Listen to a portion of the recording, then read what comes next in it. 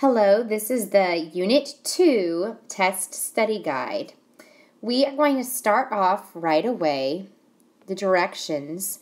Write each expression in exponential form, which basically means you're going to use exponents. The first question, I have 4 times 4 times 4 times 4. So the thing that is being repeated is a 4. That is your base. How many times is it repeated? 4 times. So that is 4 to the power of 4. The base is being repeated, and the exponent is telling it how many times to multiply itself. Before I get too far ahead of myself, please recall at any point you can pause, rewind, rewatch, but just not fast forward. You need to stay and at least see the video once. All right, back on track. Second one, right in there. What is being repeated is -2. So you have to use a parentheses because that is what's being repeated. It is being repeated 3 times. But there's also some variables. If you look, there is 1, 2, 3, 4 A's. The A is being repeated 4 times, and then you just slap on a B. The B is repeated once, but as you recall, you don't really have to write that 1. If it makes you feel more comfortable, you can, but you don't have to. Last type of these questions, I have 7 times 7 times 7. That means I have a base of 7. It is being repeated 3 times. Now take a close look over at my x's and my y's. Here's an x, here's an x, and here's an x. So x is being repeated also 3 times. Then you can see there's a y, there's a y, there's a y. So the y is your base. It is being repeated 3 times. So at this point, I can write exponents in expanded and simplified form. You did it. The next set of directions says, write each expression in expanded form. So that means we're going for no exponents. I have h to the 3rd power. H is your base. It is the thing being repeated. It is multiplied together 3 times. The next question is 9 times x to the 5th power. So it's 9 times x. 9 is not being repeated. The x is, though, because that's what's touching. So it's x times x. Oh, those are bad-looking x's. Let's fix that just for you. X times x times x times x times x. Make sure there are 5 x's there.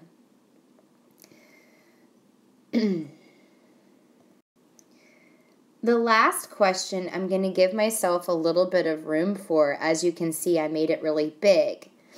The 5 is outside of the parentheses, so it's repeating everything inside the parentheses. So it's 3g times 3g times 3g times 3g times 3g. There are 1, 2, 3, 4, 5 parentheses 3g.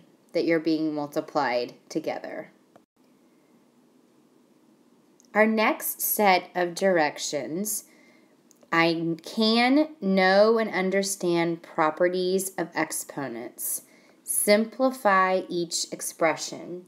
This is the heart and soul of what we have been doing in class for a really long time. This is letting me know if you understand your integer rules. We will start off with x to the 8th times x to the power of 5. You have the same base and it is being multiplied. If you looked at your green sheet, your flip chart, you will notice that when you have the same base and they're being multiplied, you end up adding your exponents. Please rewrite this, just showing x to the 8th plus 5. Your final answer is x to the power of 13. Next, we have 7x to the power of 6 times y squared times 10x to the power of 8 y to the power of 4. We are going to rewrite this so it's easier to put our things that are like together. So I'm going to go ahead and rewrite this by putting my coefficients together, 7 times 10, and then I'm going to multiply x to the 6th power times x to the 8th power. So I'm putting my same bases together. And then I have y to the 2nd power times y to the 4th.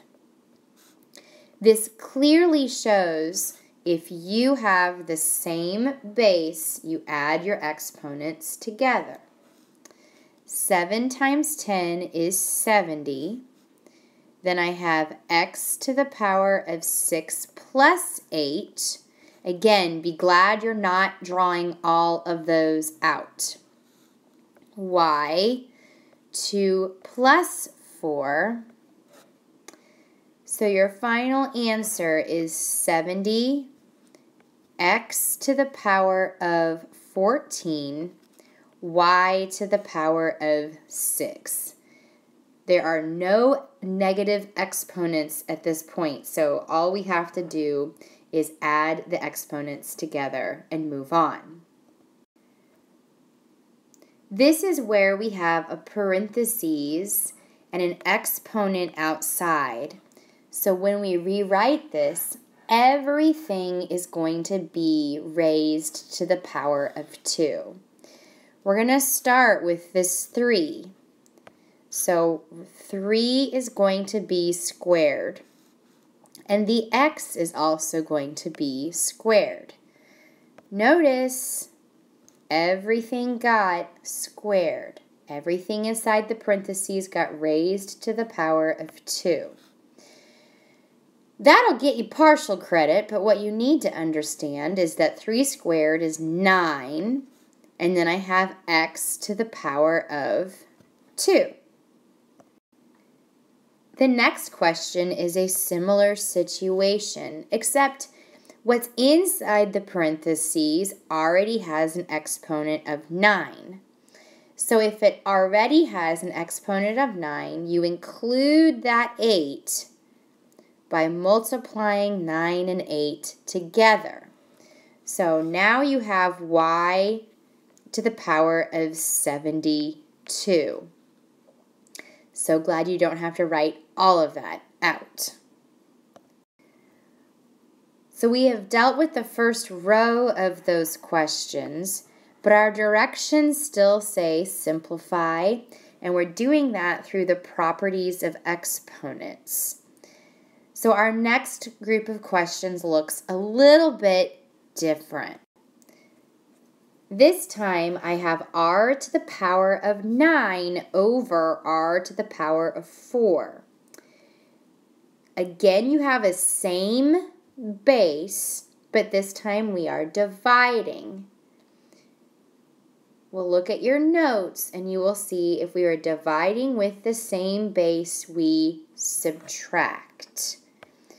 Particularly, subtract the numerator base first, then the denominator.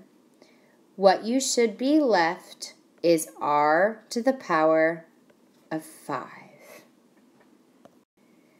Your next question is a little bit more complex because we're dealing with two bases, but you just handle them separately. No big deal. X to the power of 5, and you are subtracting 4. Then y to the power of 9, again you are subtracting 4 because the y in the denominator has a 4. When you go back through and you do the math, that would be x to the power of 1, y to the power of 5. Which is great. No negative exponents. And if you so desire, we can go back through. If you see that right here, ooh, hey, little lightsaber action. Right there you have an exponent of 1. You don't need it. If you have y or x by itself, that means that you have an exponent of 1 already.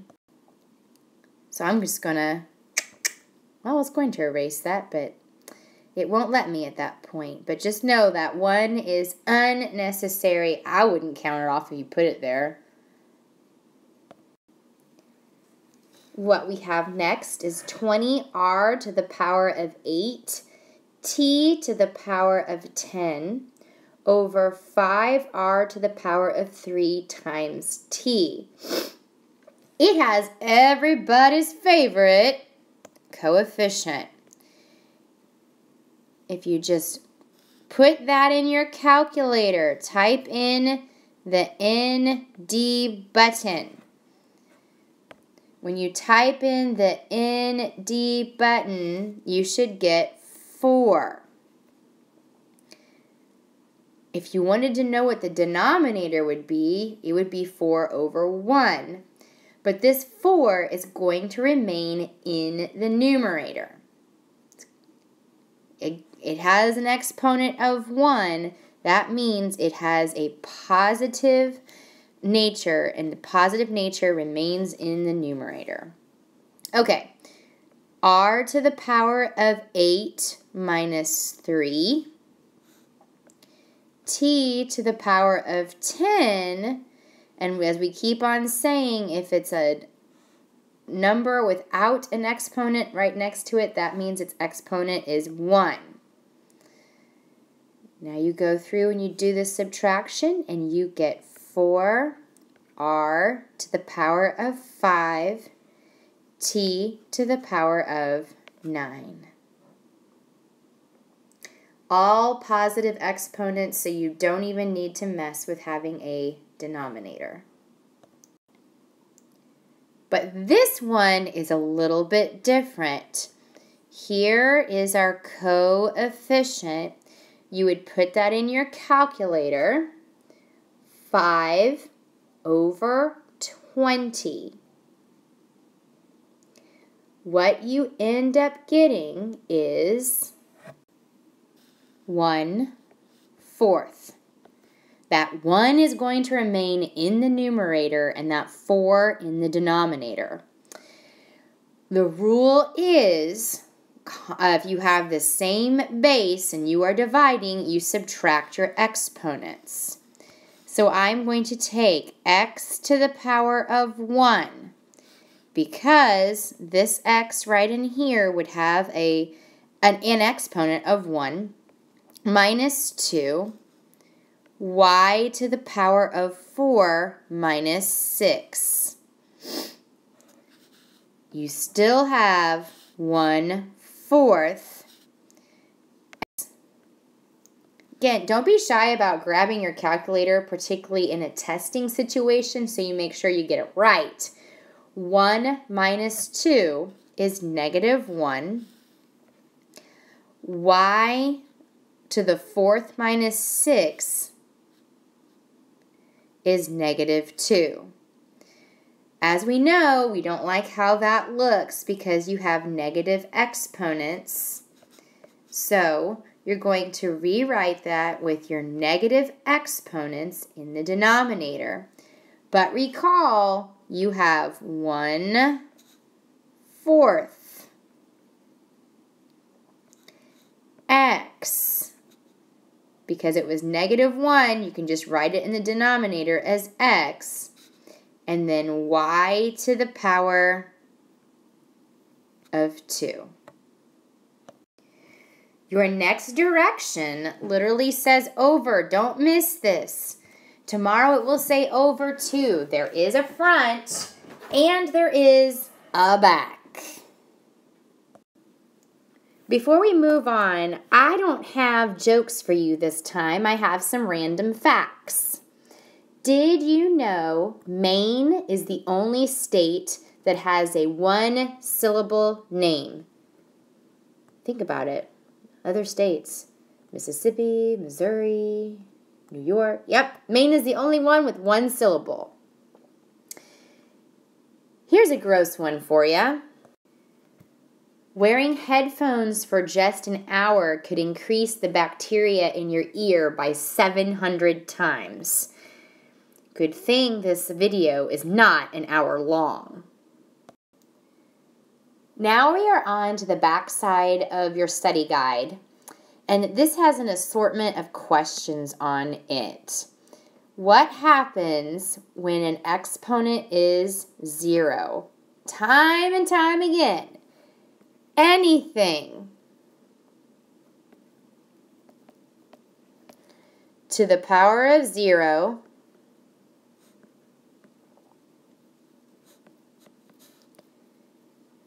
equals 1.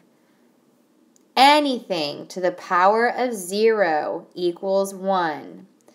So even if it is like a to the power of 0, you're not getting your a back. It is 1. Y to the power of 0 is 1. Not a y, a 1. Guessing from doing the front page together, it says, what do you do with negative exponents? Put in denominator.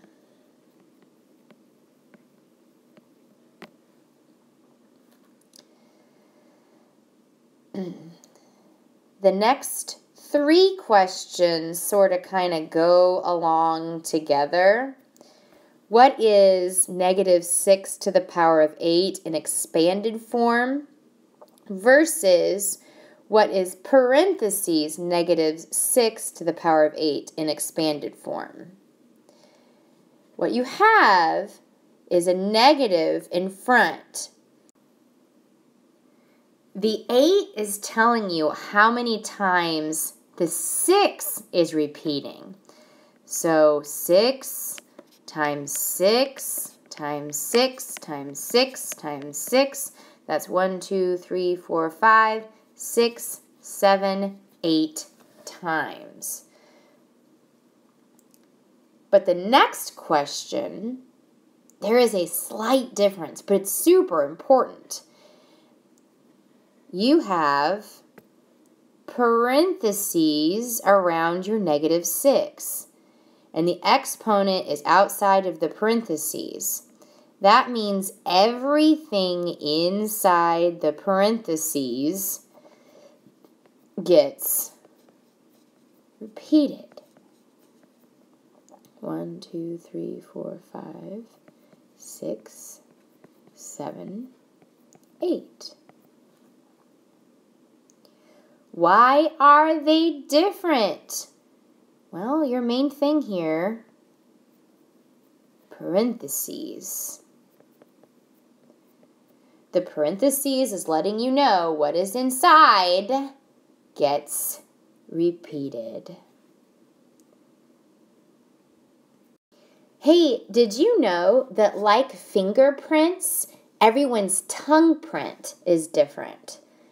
Well, that's weird to me. I don't see people making tongue prints to discover this, but evidently some scientists did.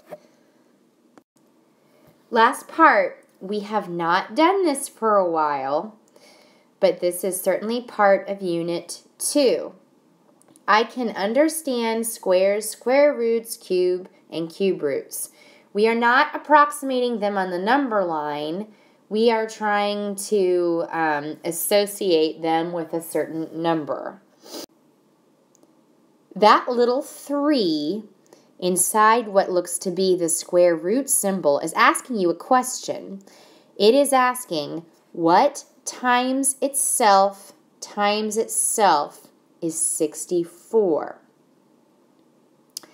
Now, in our notes, a long time ago, we wrote the perfect cubes up to 5 times 5 times 5. So if you are uncertain, you can always grab your calculator. 2 times 2 is 4, times 2 is 8. So that is too little. And 5 cubed is 125. What if you took 4 times 4? That would be 16. Times 4 is 64. So your answer is 4. The next question is asking for the square root of 81. So just what times itself? We talked a lot about this. We know it is 9. But recall, we have plus or minus 9 because 9 times 9 is 81. But if you recall your integer rules, you can double check on your calculator. Negative 9 times negative 9 is also a positive 81. So in your answer, make sure you have plus or minus in that situation. This question, we're going back to the cube root. What times itself is 8? The answer to that is a positive 2. In this situation, the negative doesn't work. With this question, you actually have an equation that you're going to have to show your work to solve. X squared equals 49. The whole goal of algebra is to get the variable by itself, so you're going to have to do the opposite. The opposite of squaring something is to take the square root. Notice how I'm rewriting it. I'm not doing it to the original equation. What I do to one side, I have to do to the other. The square root of x squared is x. The square root of 49 is 7. But remember, it can be the positive version or the negative version. Now this question is a little bit different because it's x cubed equals 125. So if you want to get the x by itself, you'd have to take the cube root. What you do to one side, you have to do to the other.